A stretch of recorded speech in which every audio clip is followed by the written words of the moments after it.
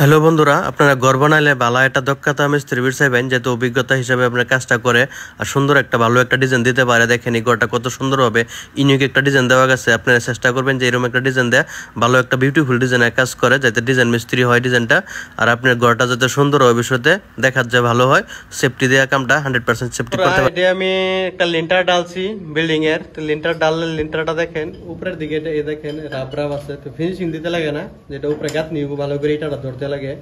তো আপনার ঢালাই করলে ভবিষ্যতে এই দেখেন এদিকে লিন্টার করা হয়েছে, ফিনিশিং করা হয়েছে। তো উপরের দিকটা আপনার এদিকে ফিনিশিং দিবেন না, ফিনিশিং না দিলে রাব রাখলে আর বেশি ইটাটা ধরবো, আর বেশি মজবুত হইব। তারপরে গোলামের ইটা আর কি সুন্দর করে গাঁথনি করতে পারেন। তো এগুলো দেখেন, আর এগুলো আমি লিন্টারের কাজ করা হইতেছে এদিকে। এখানে এদিকে এটা সিঁড়ি স্টেয়ারকেস, দেখেন সিঁড়ির কাম। আর এদিকে রাজমিস্ত্রি ভাই এখানে যে ই করতেছে, রিং বানতেছে 6 ইঞ্চি গ্যাপে। তো লিন্টারের চুরি আপনার 6-7 ইঞ্চি গ্যাপে বান্ধা যায়, দেখেন বান্ধতেছে। আর কোনার যেগুলো আছে এগুলা এল করে ফাঁসাই দিতে লাগে, পিলার লাগে টানাটা দিতে লাগে, ব্যবহার করতে লাগে।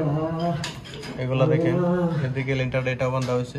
এগুলো হচ্ছে খিড়কি, খিড়কি সাইডটা আপনারা দেখেন, খিড়কি সাইডটা কাজ করা হইতেছে খিড়কির এদিকে।